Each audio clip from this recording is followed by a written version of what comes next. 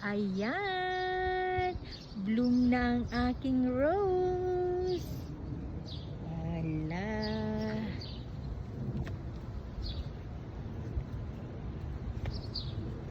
Parang ang madali na siyang masira ngayon eh. Oh, bloom na siya. Eto pa. Actually parang nalalanta na siya oh. Ngayon ko lang napansin. Oh, flowers dito sa backyard. Ayan. Aking flowers. Ito pa yung isang version. Dark naman siya. Dark red.